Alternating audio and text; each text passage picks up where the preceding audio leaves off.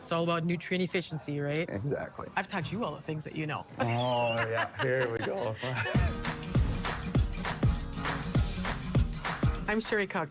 I'm passionate about helping farmers with crop nutrition, and I'm here to help you with your operation.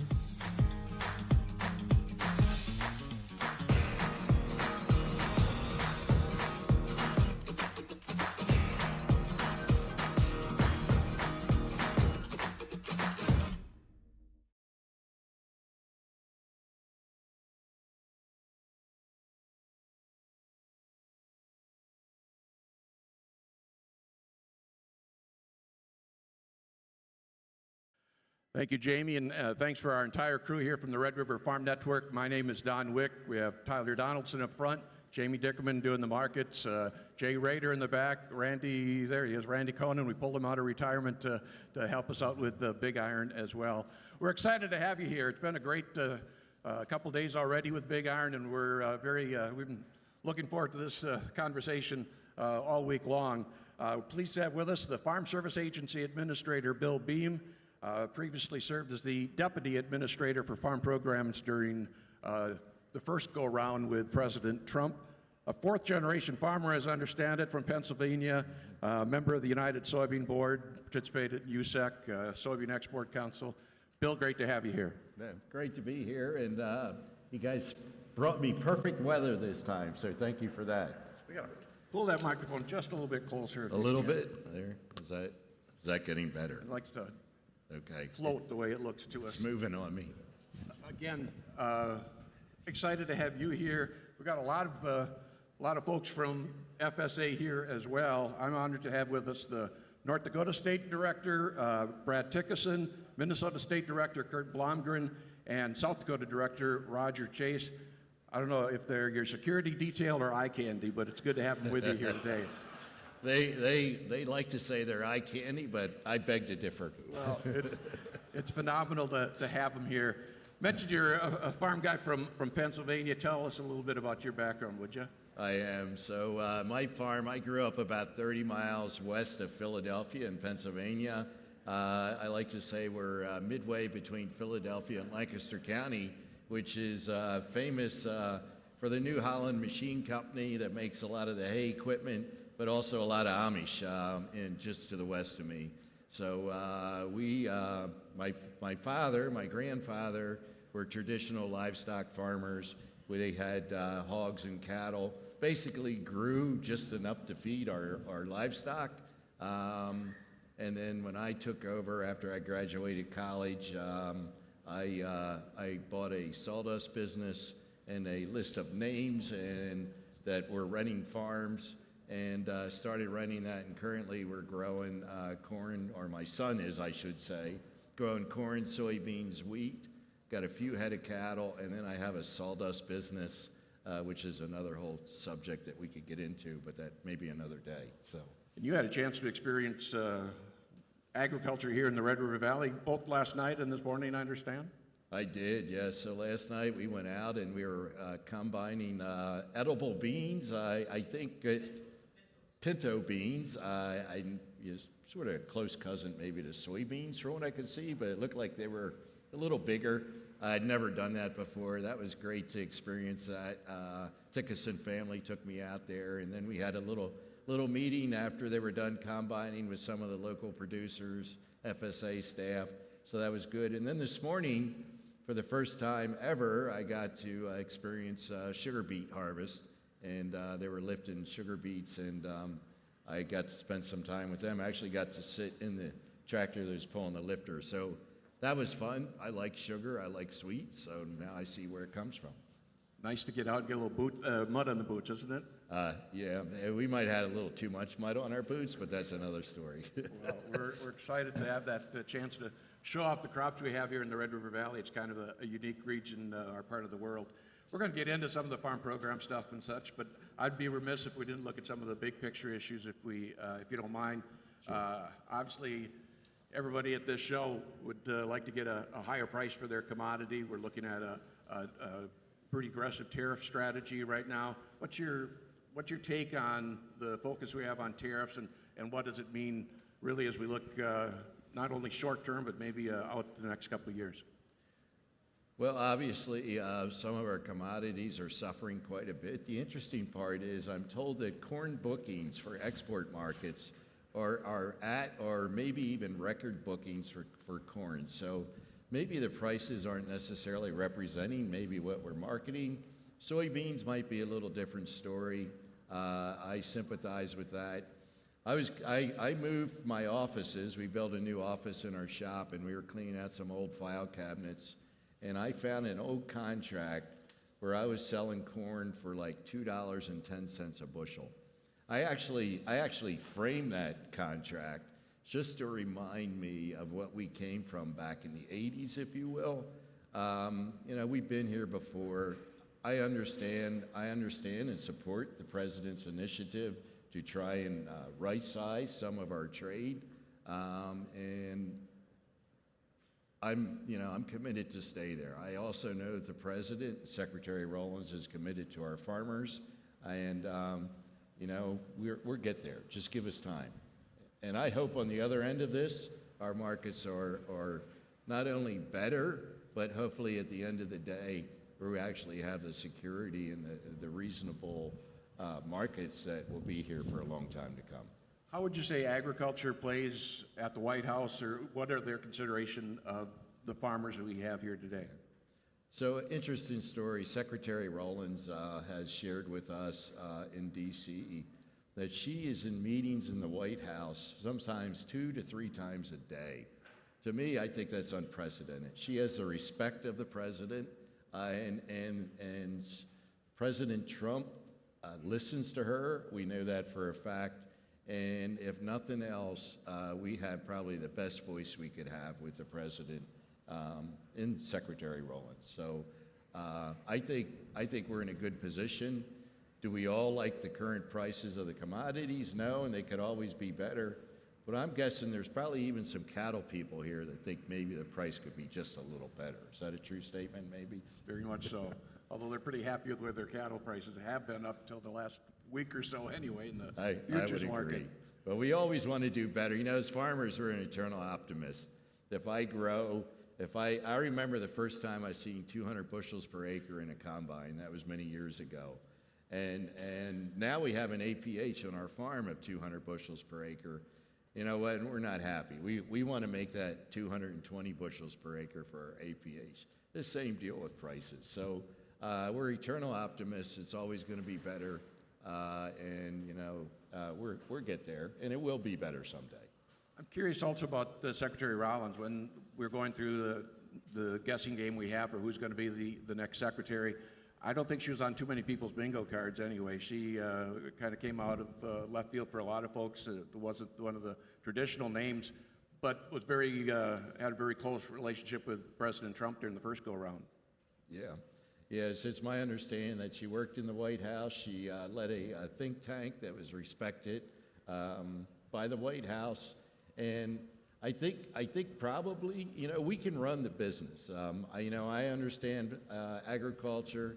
DepSec Vaden understands agriculture. Richard Fordyce, who hopefully he gets sworn in very soon, fingers crossed. He's a farmer. We can handle that part.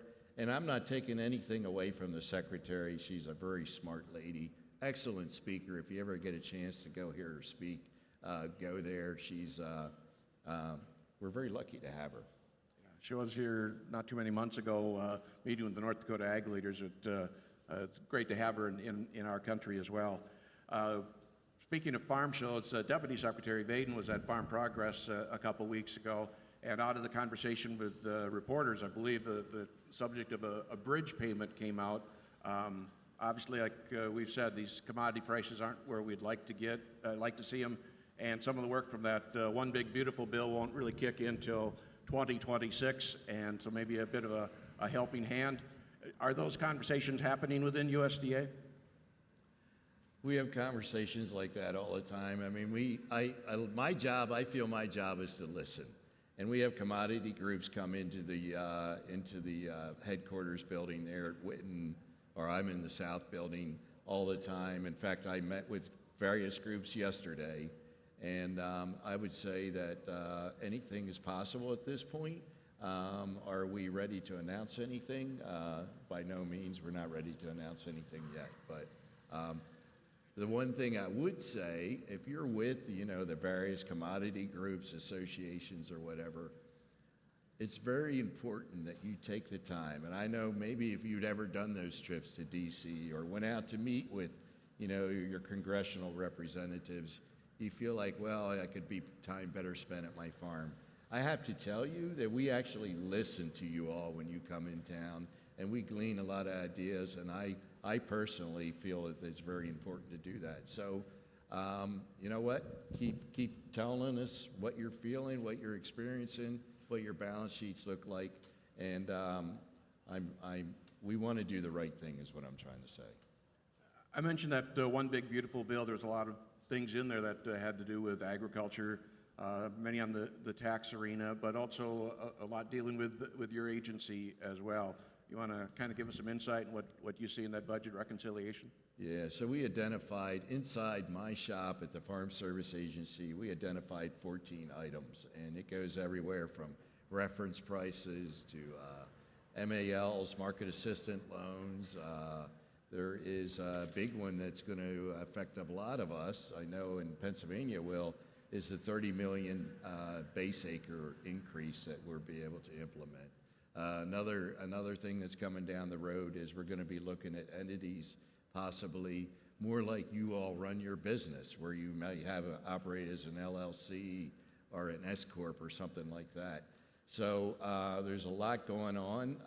Of course, LIP is going to change. I don't know if we have any cattle producers here. We're going to be recognizing unborn calves and those unfortunate incidents where you lose those mama cows. But there's a whole host. I mean, I have a whole laundry list of things that we're going to be implementing. When will those things kick in? So some of them, and this is statutory, some of them will happen in 26. Some of them will happen in 25. I can't share with you when it's actually going to happen because we are literally unpacking the one big beautiful bill as we speak. We've assigned a program manager to each one of those 14 items that we identified. We also have identified task force.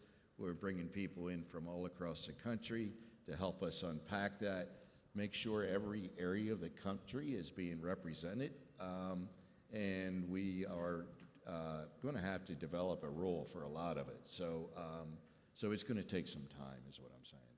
Sometimes we get our blinders on and think about what's going on in our back 40.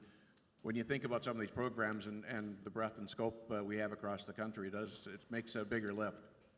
It does make a bigger lift, and and maybe what's working well in North Dakota might not work so well in Louisiana or Texas or someplace like that. And that's probably one of the more difficult things. We realize that it's a lot of times maybe we implement something that might not be a perfect fit for every part of the country, but we have to try and hit that middle ground, if you will, that is a good fit for, broadly speaking, everybody across the country. So that's what makes it a little more complicated, and that's why we want to make sure that we do it right. Because once that rule gets published, it's kind of difficult to go back and change it if we make a mistake. That being said, you take like ECAP, we did add some subsequent available crops or prevent plant incidences that we missed, and that sign-up is continuing to the end of this month. So I'm curious, do farm groups and even FSA staff have input into the process when we're at this point, when we're going through the rulemaking? So we will listen. We can't let everybody into the sausage-making machine, so to speak, but we will absolutely listen. So,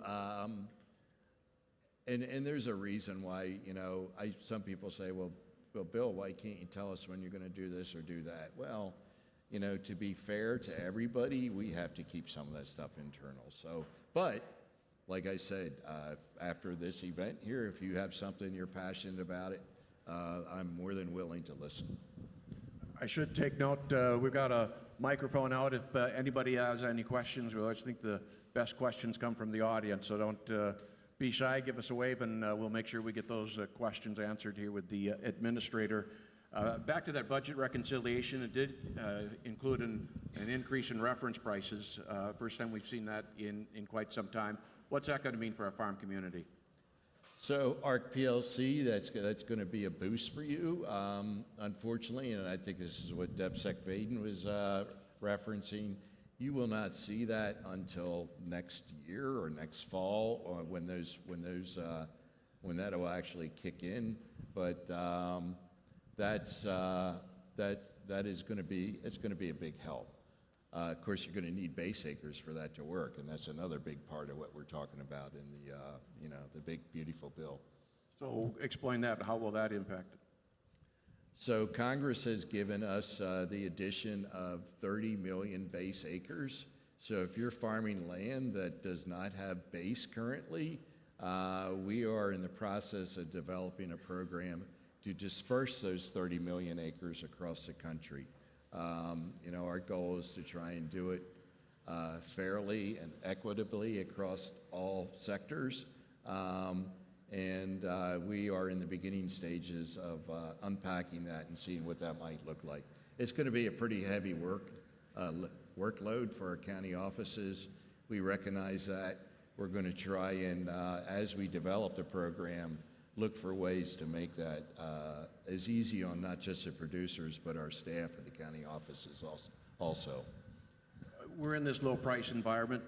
What does that mean for things like CCC marketing loan, CCC, Commodity Credit Corporation marketing loans and such? So we're anticipating that MALs are going to be probably utilized more this year. Maybe typically you might sell it off of your combine, but looking at today's prices, you may say, you know what, I'm just going to put that in the bin and I'm going to get some cash out of it and take out that MAL loan. We are anticipating increased demand for that.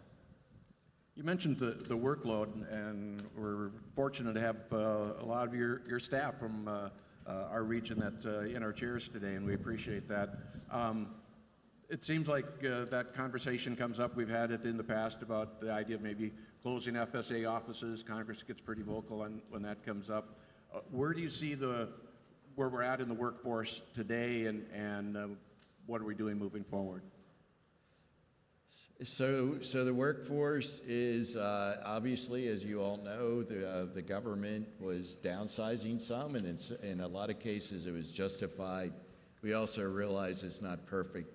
We have developed a tool at headquarters that helps us identify those offices. First of all, it identifies the workload and the need for the number of employees that are in that workload.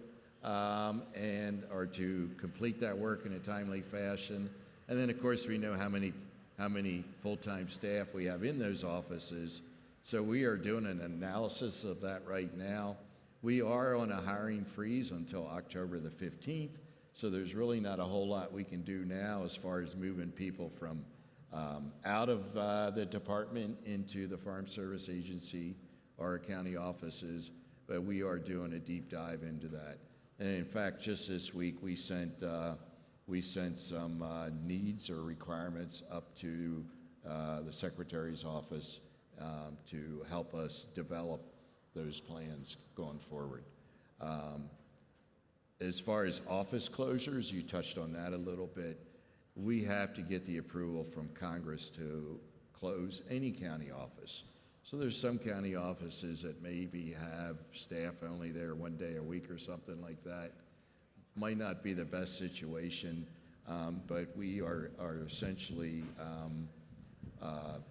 not able to close those offices unless Congress says, hey, you should probably close this office and that office. But there's nothing. I have not heard from them that they're willing to do that just yet.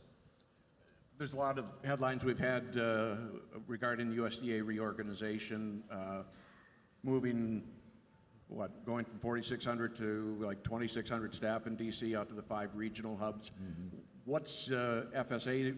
What is the role for FSA in that process? So I know as much as you do about the reorg at this point, to be honest with you. The FSA, I don't think will be affected by the reorg a whole lot, in the sense that if you remember when DRP was offered, the second tranche of DRP, I should say, we actually realized that it was kind of interesting. There were some areas that there was very few of anybody that took DRP. Maybe if you're on the verge of retiring, it was a great option for you.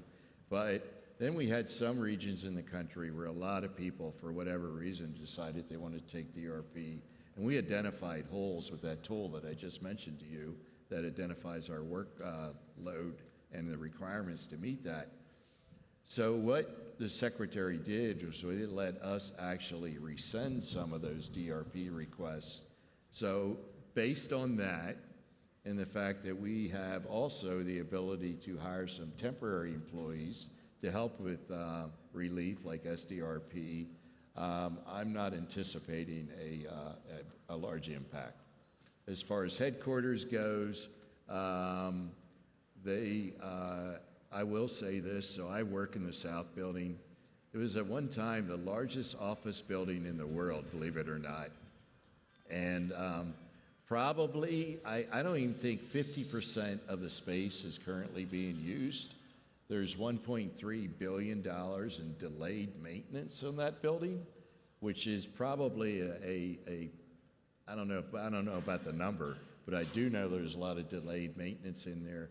This summer we had about a week where we had no air conditioning in the building, and if you ever been to DC in the summer, you can imagine what that was like.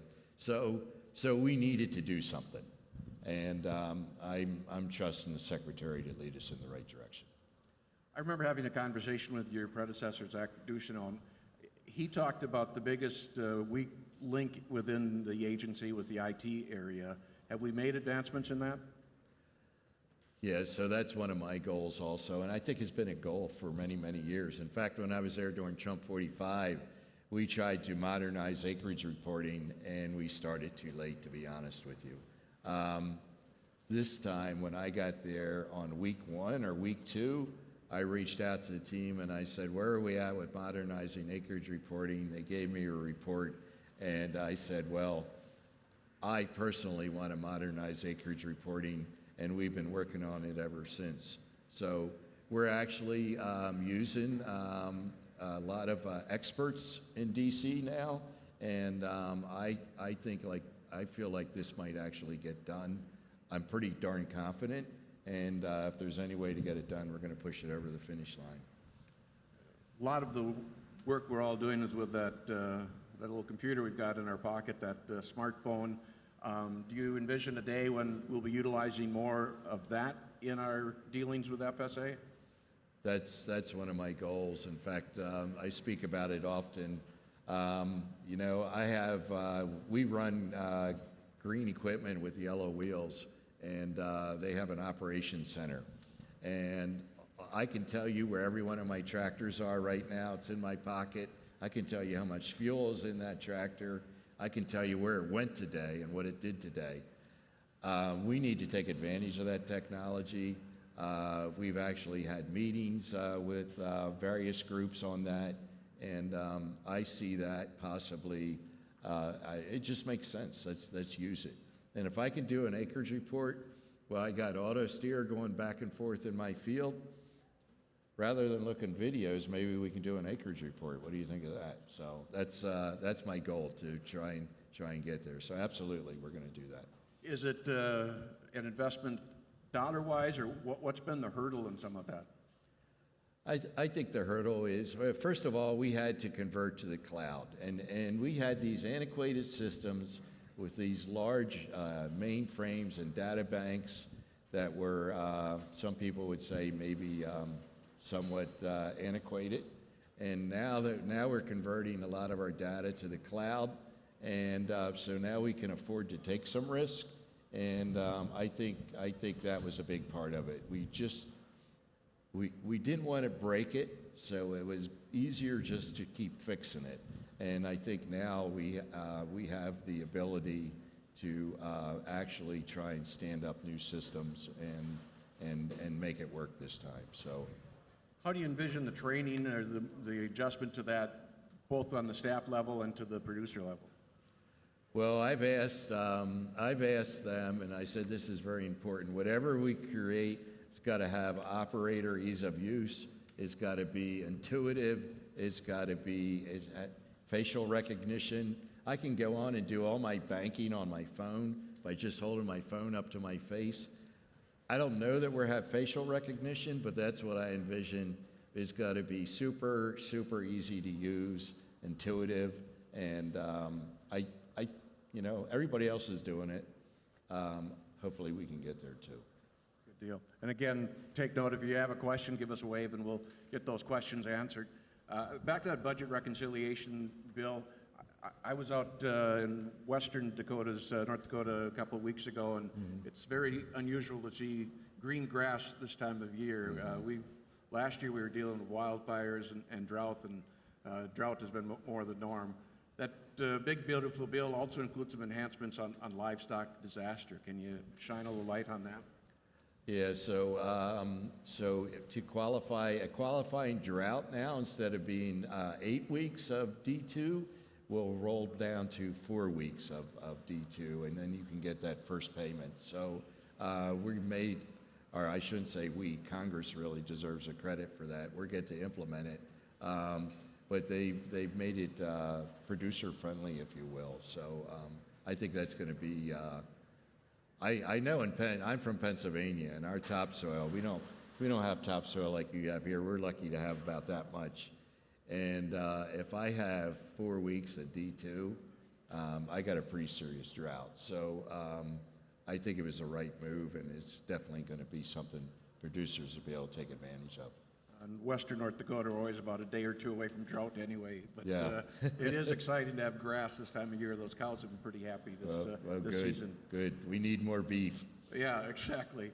I see Harrison Weber at the back of the room, and there was a sugar loan program that was extended as well through 2031.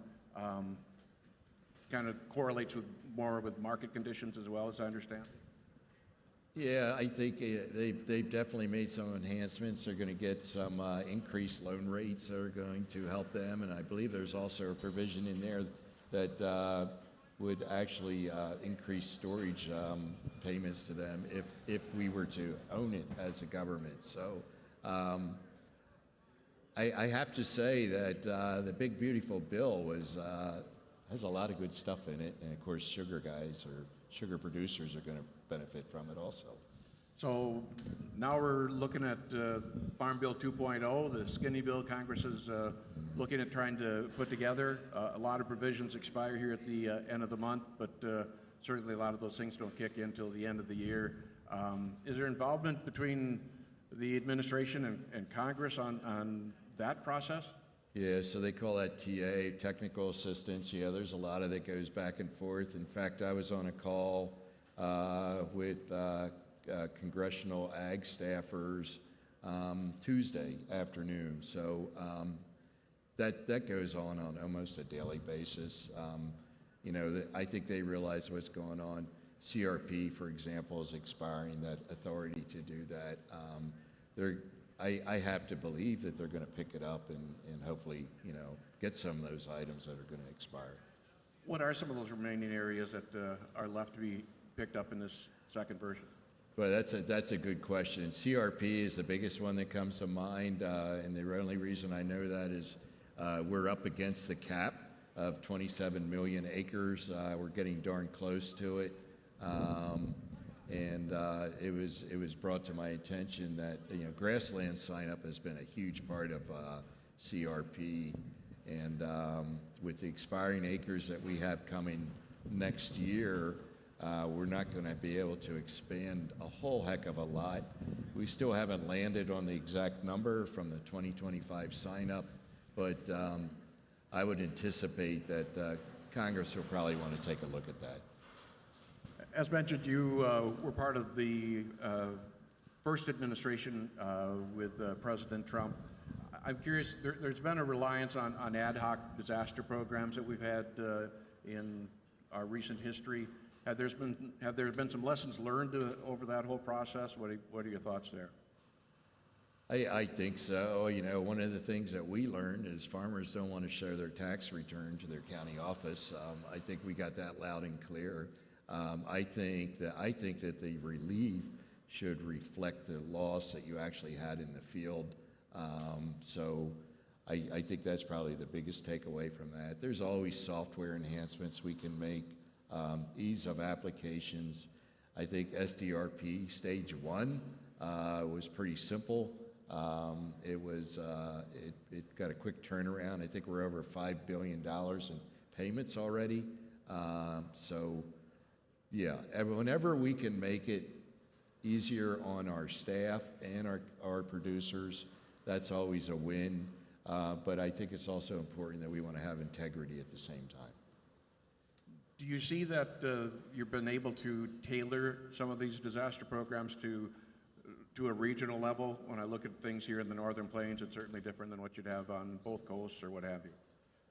Yeah, I mean, obviously, you know, if we're putting out relief for like hurricane disaster or something like that, it's just going to by default, like cause of loss, going to be tailored to certain regions. So I know derecho is something that has happened here, maybe in the Midwest or the Plains. I understand. I think you had one here this summer. Is that right?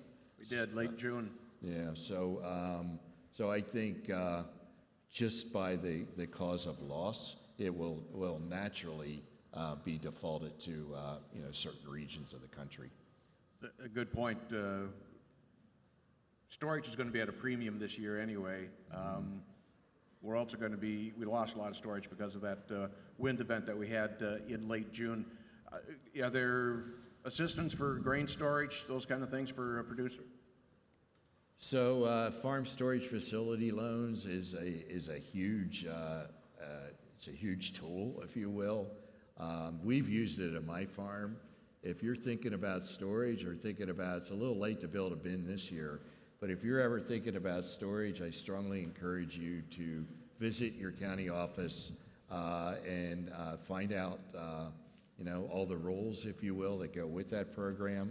But yes, we can help producers with that. And the other thing that's, you know, is possible now, we can't pay for bags with FSFLs, but these polytubes, I had the opportunity to see them used.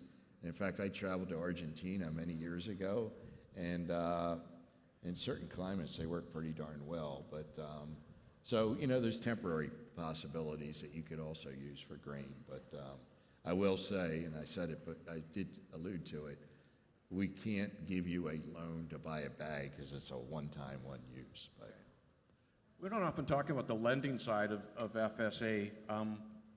Considering where we are with the farm economy, what demand do you see on that front, Bill? so we're anticipating greater demand for our farm loans division. And in fact, currently our direct loans are, as far as dollars, is at an all-time record high. We have allocated, and I should have the numbers in front of me, over $6 billion this year inside farm loans. On the week of the 22nd of this month, we're actually bringing in a team from across the country of our farm loan staff. And as Houston Brock says, if you know Houston, he said, we're going to lock them in a room and not let them come out until they come out with some really good ideas to make farm loans more efficient and brainstorm, essentially, if you will, about how we can better meet the needs of those producers. Because, you know what, I'm a farmer myself. My son calls me up and says, Dad, fertilizer costs so much. I only got so much for my wheat this year. We're feeling the pinch. So we know that if there's ever a time when credit's going to be needed, it's going to be to plant that 2026 crop. What about on the beginning farmers? Their access to capital is certainly a challenge just by the position that they're in. What kind of role do you see FSA loans having for that next generation? A critical role, if I will. I'll just tell you a little story about myself. So I'm 65 years old, started farming in the 80s. When I started farming, I went to the local town bank and took out an operating loan. They gave me the money. I grew a crop, paid that loan off, and went back to the bank, and the bank says, Bill, you know, that was great, but we're not going to give you a loan next year to plant your crops. And I'm like, well, what do I do now? So I went to what was then Farmers Home Administration. It's now the Farm Service Agency. They gave me a loan based on my ability, my experiences, and with you know, no collateral, essentially. In fact, when I started farming, I had an old Dodge Aspen car and college debt. That's all I had to my name. And they gave me a start. I think that if you're a new and beginning producer, by all means, visit your county office. Now, you do have to be turned down by commercial credit, which I've heard some complaining about that, but that's just the way it is because we don't want to compete with the commercial banks. But yeah, we're there to help them and make sure they're successful. That seems like that's a focus coming out of Congress and such, has always been trying to help the beginning or younger producers. Yeah, absolutely. And it's definitely a focus of mine. We're not going to, the next generation, we need that next generation. A lot of us are aging, and without them, you know, it's food security is national security, and it's imperative that we bring on that next generation. Bill, I'm curious, what kind of coordination do you have between agencies, whether it's RMA or NRCS and those kind of things? What's the collaboration level there? So we meet with them, not on a daily basis, but you know, let's take SDRP, for example. We worked with RMA. That's where we got the data. That's how we knew how to pre-fill that form. Pat Swanson has been a great person, a friend. I consider her a friend. We will talk, and she might be out in the country at a meeting like this and hear something and call me up and say, hey, Bill, I was talking to a producer in Iowa, and here's what they're experiencing with farm loans or disaster program or whatever. We work together on a daily basis. NRCS, I have standing meetings with them. We get together. Aubrey's office is literally right above mine, one floor up. It takes me about 30 seconds to get up there, and we walk those steps quite often. I'm curious, we talk about all these acronyms. How long did it take you to get used to all the alphabet soup you have to deal with at USDA? Oh, I'm still learning. There are a lot of acronyms. We have cheat sheets, but I loaned my cheat sheet to one of my staffers, and I don't think it's come back. But yeah, I do get them mixed up on occasion, though. I do have to say that. So. I don't know how you keep track of it. We got some deadlines ahead of us, or anything, dates that these growers should be alert to? Yeah, so you know, probably the biggest date that's coming up is if you qualified with any of those additional acres for ECAP, make sure you sign that. Go back into your county office and apply for them, and get that application signed. CRP's coming up. You're going to have to, if you applied for CRP and were offered a contract, that deadline's coming up October the 1st, or the end of September, I should say. So other than that, I can't think of anything right at the moment, but there's deadlines that come and go all the time, to be honest with you. So. It does seem like there's a trend for many of these programs where it's like an ongoing sign up for these programs. Am I correct? Yeah, it is. It seems like we're having an announcement all the time, and it's you really need a cheat sheet to keep up with them. So it's, you know, and to Congress's credit, the reason why we're having so many sign-ups and so many deadlines, and we have all these ad hoc programs, is because they're listening to you all out there, and they're trying to fix that problem, if you will, and that's why we have so many dates and deadlines, and that's just the world we live in. You got a lot of people picking up the phone and calling you, I'm sure, and you're out in the country. What are you hearing from farmers, not only here in our footprint, but across the country? What are the bigger concerns?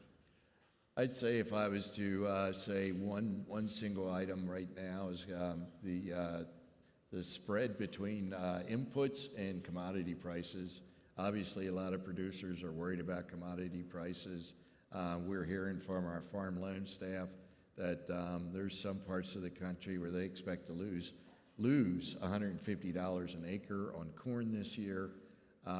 We hear that repeatedly, and trust me, the Secretary is hearing it also, but that's probably the number one thing that we're hearing right now is commodity prices. Yeah, they're not where we would like to see them at this point, certainly. And that's really kind of the issue you see in other parts of the country as well? Yeah, I mean, it seems to be, it's widespread across the whole country. I understand certain parts of the country, like maybe here in North Dakota, where soybeans were typically railed out to the Northwest to load on those ships to China, is probably more affected than some parts of the country. But I have to tell you that it's literally, it's all across the country. I heard from Louisiana, for example, normally their corn harvest and their harvest starts early, and they will put that on ships and send that for export markets. And because of the current prices, they were asking me about temporary storage in poly bags. So it's literally widespread. Circling back to a workforce issue, I'm curious what's the ability to attract the people that you want to fill the positions that you have? What's the competition like from the private sector? The competition's always pretty stiff. Currently, we have a hiring freeze, so I have not been able to experience that since I came on board. I came on board in March. The hiring freeze, as I said, is expected to go probably until October the 15th, and that's coming from the executive branch. But it's always a challenge, and we need to try and keep up with our salaries and our benefits. I will say that the government does have really good benefits, and we have a lot of people that walk up to me every day and tell me how much they love their job. So, and let's be honest, our county offices, a lot of the staff that we have working in those offices come from our farms and come from that county and have a connection to the community. So it really is a wonderful family. I'll say one more thing. People ask me, Bill, why did you take this job? Because it's not going to, well, it did change my lifestyle. I had to move to DC, but it's not like I was looking for something to do. And to be honest with you, I enjoy the people, and that was probably one of the things that I missed the most when I left after Trump 45 is the people at the Farm Service Agency, because we got a lot of really hard, dedicated, hard-working people, I should say, that are in our offices every day, giving everything they got, and I appreciate that, and it does not go unnoticed, trust me. So what would you say the differences are from your first experience with Trump 45 versus 47? The differences? Well, the first difference was I knew where to look for an apartment, and I knew where to park in town. I didn't know that the first time. But so the differences is, as far as staff, a lot of the same people are still there.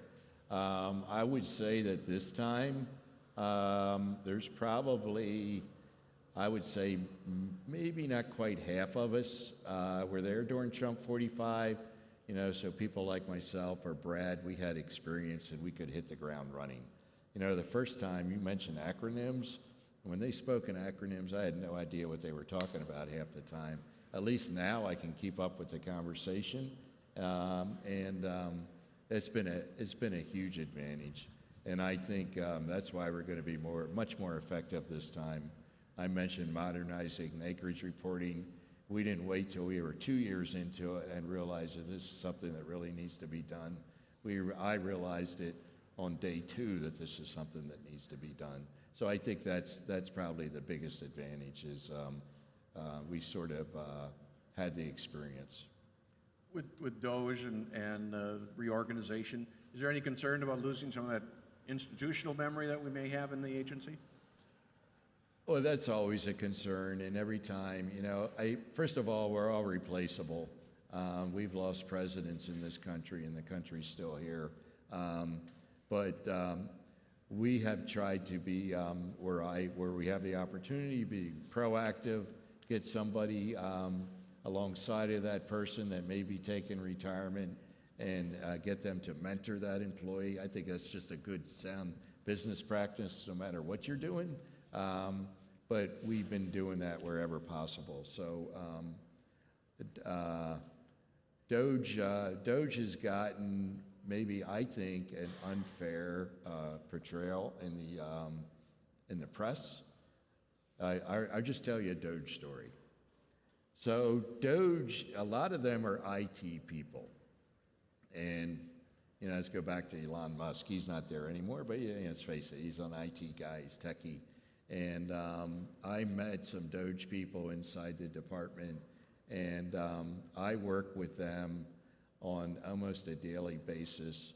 And they have the ability to understand these complicated IT systems that we were talking about, and they can look at it from a different set of eyes, and they are actually helping us with our software, our IT issues, and quite honestly, it's refreshing to have experts, if you will, to give us their honest opinion that have come from the outside.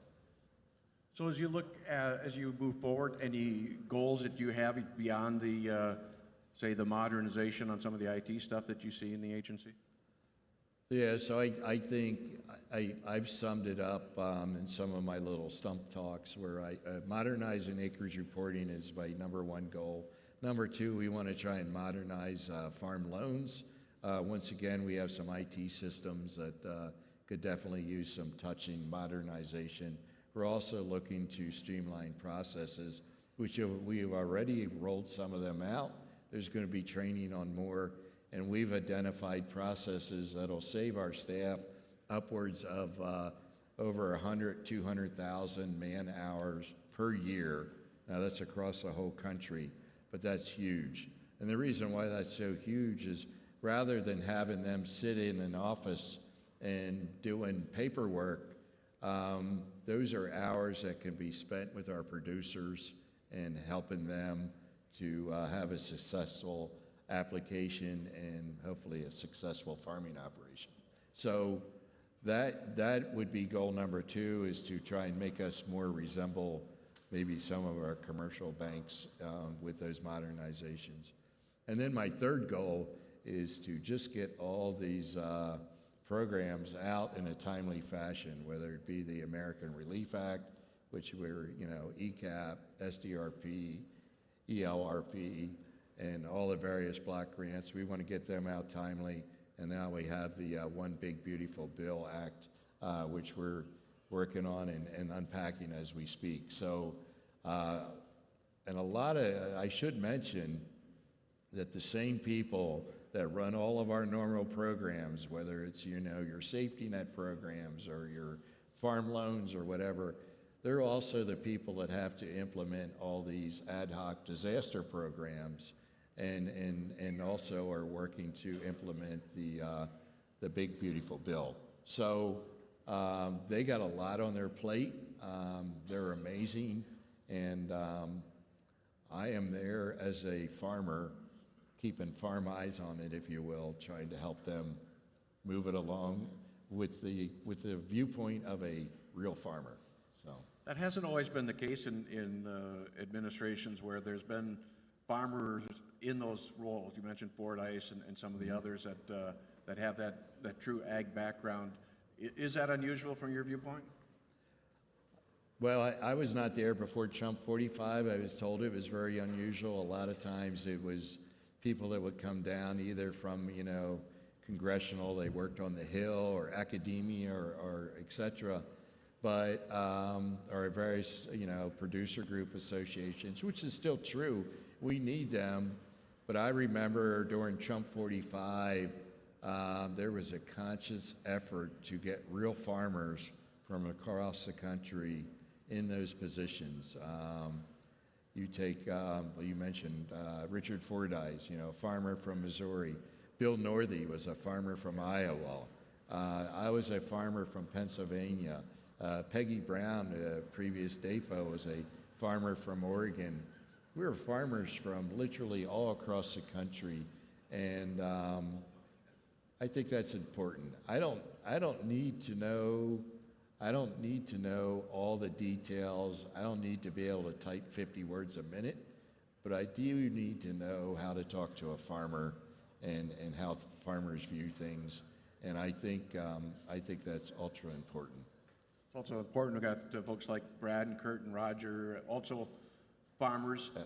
What's that conversation like for you guys to have some FaceTime at an event like this, or going out to the beet lifter this morning, those kind of things?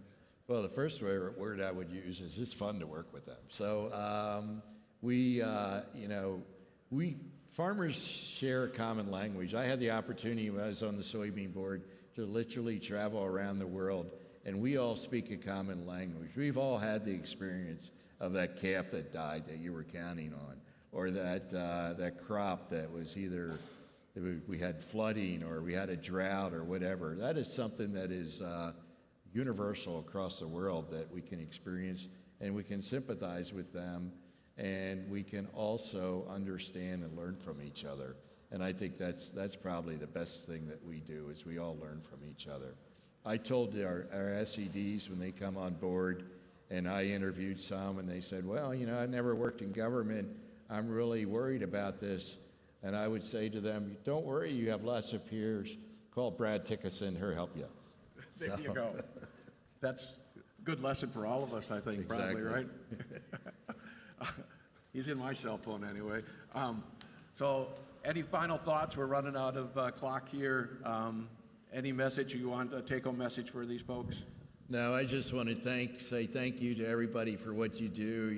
I think farmers are probably the best example of the hardest working people we have in the country. I've always said, the interesting thing about a farming operation is you can do everything right and harvest a good crop and still not make any money. But at the end of the day, it's still the most satisfying occupation you ever have in your life. And I honestly believe that. There's something about it. And thank you for what you do. And we'd be remiss if we didn't recognize this day. It's September 11th. A lot of lives lost on that, and then the conflicts after that, and also the news of the assassination yesterday. So these are some challenging times, especially in a place like D.C. Yeah, they are. It's unsettling, if you will. But the bottom line is, keep looking up and keep going. And we do live in the greatest country in the world. I will attest to that and say that every day. Bill, we've been blessed to have your time here. We're very honored to have you make the trip to North Dakota and join us here. Please, folks, if you'd extend some appreciation for Bill to make that trip. Thank you. Again, Bill Bean, the Administrator, Farm Service Agency. Hold tight. We're going to be bringing up the folks from Ag Country, talk some farm policy issues, and coming up later this afternoon, 1:30, we got a market outlook panel and another rock star group of analysts that'll be talking about what's going on in this marketplace. So come on back at 1:30 for that as well. Thank you. It's all about nutrient efficiency, right? Exactly. I've taught you all the things that you know. Oh, yeah, here we go. I'm Sherry Cook. I'm passionate about helping farmers with crop nutrition, and I'm here to help you with your operation.